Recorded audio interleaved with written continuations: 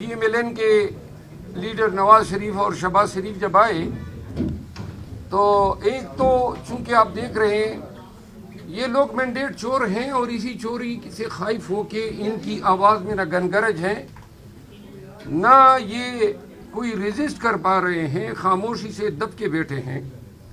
تو لہٰذا آج ہم نے ان کو آئینے میں ان کا چہرہ دکھایا اور بوٹ ان کے سامنے لہرایا۔ ضیاء الحق کی سرپرستی میں یہ خاندان جو ہیں سیاست میں آیا اور ابھی تک ان کے عادات اور خصائل میں وہی چیزیں ہیں۔ آج بھی ہم نے ایوان میں کہا کہ ایوان، جب اسپیکر نے یہ کہا کہ ایوان جو ہیں یہ سب سے مقتدر فورم ہے، تو میں نے اس پہ اٹھ کے کہا کہ کاش یہ مقتدر وہ تھا، کیونکہ جو لوگ ایوان میں جیلی طور پہ الیکٹ ہو کے آ سکتے ہیں اور اجنبی ہیں، MNA بن کے بیٹھے ہیں، جنہوں نے ان کو بنایا ہے، اس سے مقتدر کوئی نہیں ہو سکتے ہیں۔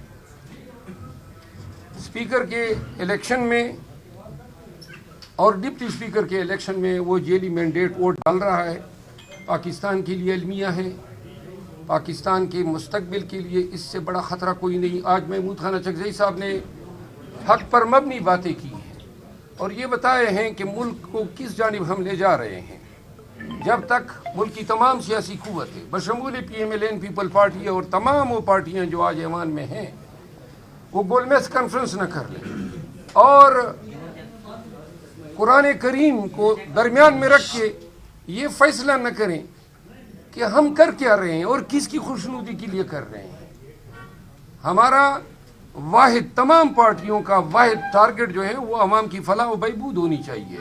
آئے دن پیٹرول مہنگا ہو رہا ہے، بجلی مہنگی ہو رہی ہے، گیس مہنگا ہو رہا ہے، مہنگائی کے بم گرائے جا رہے ہیں، عوام کو کوئی ریلیف نہیں ہے اور زیادہ زور اسی پہ لگا ہوا ہے کہ کون سی پارٹی زیادہ جیلی مینڈیٹ چوری کر لیتی ہے۔ تو لہٰذا یہ ایک گول میز کانفرنس جس کا خاکہ محمود خان اچکزئی صاحب نے پیش کیا، اس پہ بات ہونی چاہیے۔ تمام سیاسی قوتوں کو سوچنا چاہیے کہ کیا ہم مل کے اس ملک کو صحیح معنوں میں جمہوریت نہیں دے سکتے ہیں؟ کیا ہم مل کے اس ملک کو تمام غیر سیاسی عناصر کی اثر و رسوخ سے پاک نہیں کر سکتے ہیں؟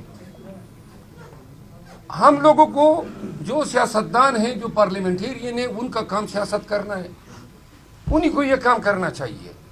عدالتوں کو انصاف سے، فوج کو اپنی ذمہ داریوں کے ساتھ، ہر ایک اپنے ریلیم میں رہ کے اپنے فرائض انجام دیں۔ یہ ایک دوسرے کے کام میں گھسنا، ٹانگ اڑانا، یہ ملک کے لیے روز بروز جو ہے خطرناک بنتا جا رہا ہے۔ عمران خان جو ہیں اور پاکستان تحریک انصاف کے دیگر لیڈرز، ان کی اہلیہ، خواتین پابند سلاسل ہیں۔ پوری قوم کو پتہ چل گیا ہے کہ کس طرح فاشزم پر مبنی عدالتی نظام کے ذریعے ان کو سزائیں دی جا رہی ہے، اور ایک ہفتے میں 3 سزائیں، اور ابھی پھر جو ہیں القادر ٹرسٹ کیس میں نیا کیس مومنٹم پکڑتا جا رہا ہے تاکہ یہاں سے اگر رہائی ہو تو نئے سزا کا فیصلہ تیار رہے۔ لہٰذا عدالتوں کے نوک پلک درست کرنی ہے، سسٹم کو اوورال کرنا ہے، ایوان کو، سیاست کو نان ایکٹر کے اثر و رسوخ سے پاک کرنا ہے۔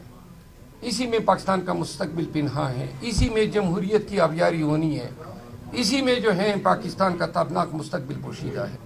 یہ بتائیے گا کہ پارلیمنٹ کا آج اسپیکر اور ڈپٹی اسپیکر والا انتخابی والا مکمل ہو گیا، کل قائد ایوان کا بھی یقیناً ہو جائے گا، تو کیا یہ جو کچھ ہو رہا ہے اس کے اوپر کچھ قانون سازی میں بھی آپ حصہ لیں گے؟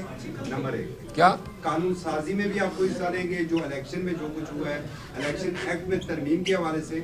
اور دوسرا ذرا یہ بتا دیجیے گا کہ آج آپ نے جوتا لہرایا ہے، وہ جوتا میسج کیا؟ وہ جوتا جو تھا بیسیکلی ایک شیشہ تھا جو میں میاں صاحبان کو دکھا رہا تھا۔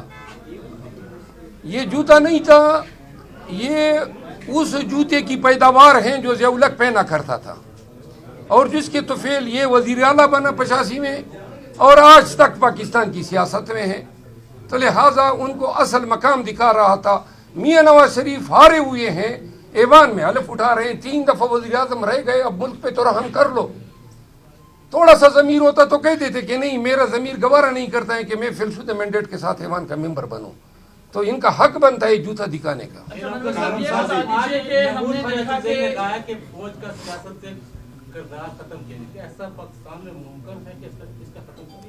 نہیں, انڈیا میں ختم ہو گیا ہے, بنگلہ دیش میں ختم ہو گیا ہے, چائنا میں نہیں ہے, نیپال میں نہیں ہے, افغانستان میں نہیں ہے, کہاں پر ہیں, ایران میں نہیں ہے. چاروں اطراف پہ آپ نظریں گھما دیں. تو لہٰذا ہمارے ملک میں بھی ختم ہونا چاہیے. اچھا مولانا صاحب یہ بتا دیجیے, آپ نے بات کی کہ گورنمنٹ کانفرنس ہونی چاہیے, تمام تر سیاسی جماعتوں بشمول مسلم لیگ نون, پیپلز پارٹی, باقی جماعتوں کی بات ہونی چاہیے. چیئرمین ترکن صاحب جو ہیں بانی چیئرمین, انہوں نے بولا کہ ایم کیو ایم سے بات نہیں ہو سکتی, پیپلز پارٹی سے بات نہیں ہو سکتی, مسلم لیگ نون سے بات نہیں ہو سکتی.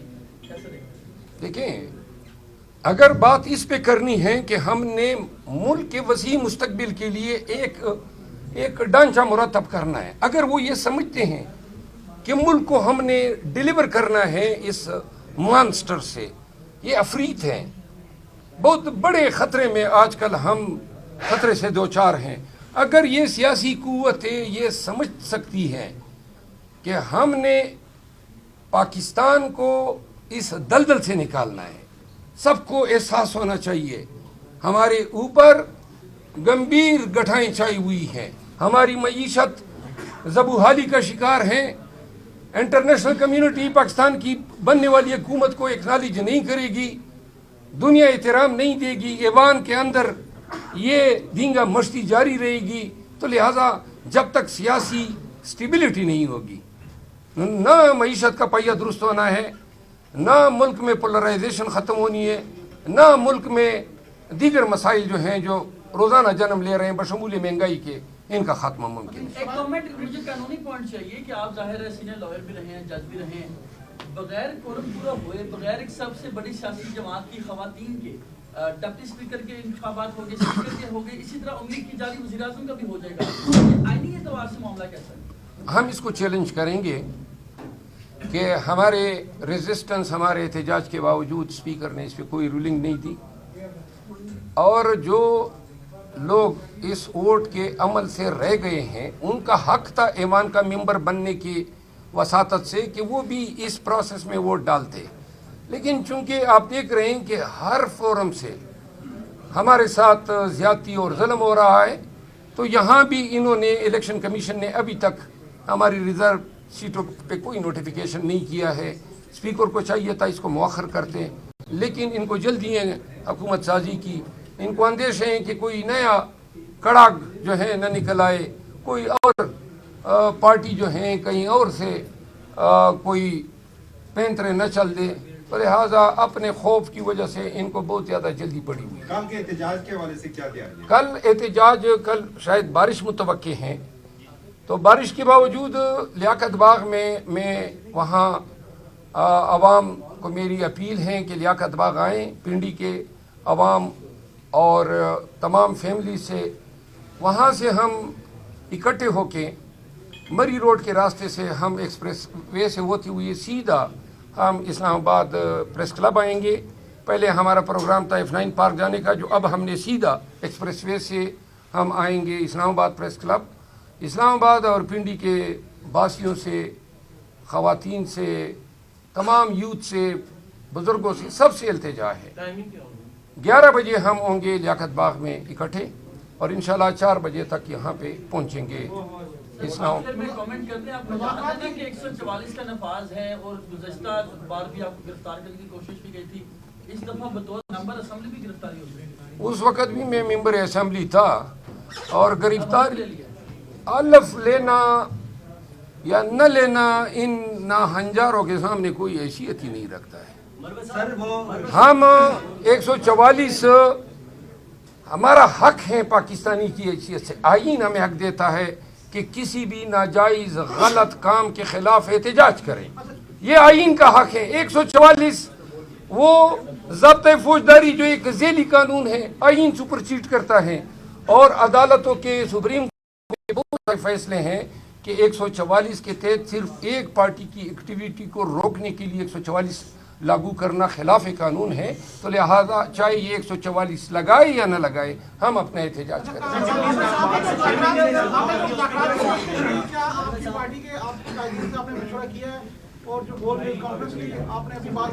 جی، یہ ایک جرنل ہماری پرسیپشن ہے۔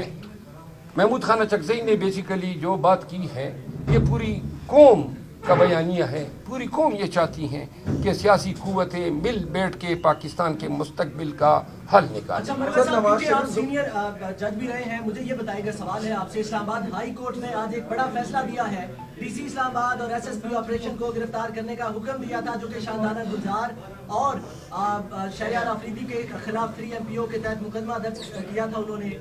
جی، یہ جو مقدمہ جس میں آج سزائیں ہوئی ہیں وہ کیسز میرے دائر کردہ ہیں۔ میں اس کیس میں عدالت کے سامنے پیش ہوا، میں شاندانہ کا بھی وکیل تھا، شب کا بھی تھا۔ پھر عدالت نے جب تبین عدالت کارروائی شروع کی تو اس میں میں نے اپنا ایفیڈیوٹ بھی دیا۔ یہ جو سزائیں ہوئی ہیں ڈی سی اور ایس ایس پی کو، میں اس فاضل جج صاحب کو خراج تحسین پیش کرتا ہوں۔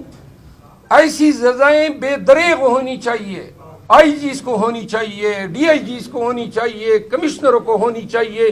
جن لوگوں نے بنیادی انسانی حقوق کی پامالی کی ہیں ان کی جگہ جیل میں ہونی چاہیے۔ یہ فیصلہ ایک پیغام ہے ان تمام سرکاری افسران کے لیے جنہوں نے سرکاری منصب کا ناجائز اور بے دریغ استعمال کیے۔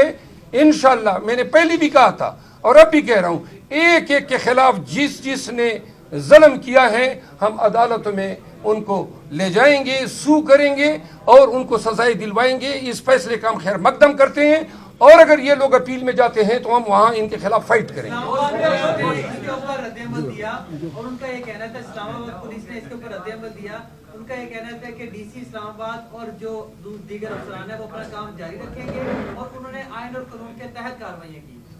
اسلام آباد پولیس کا رد عمل، اگر پولیس کا رد عمل یہ ہے تو یہ ایک نئی تبین عدالت ہو گئی ہے۔ اسلام آباد پولیس نے اگر یہ رد عمل دیے ہیں جو آپ کے الفاظ ہیں تو میرا خیال ہے کہ یہ عدالت کی حکم عدولی بھی ہے۔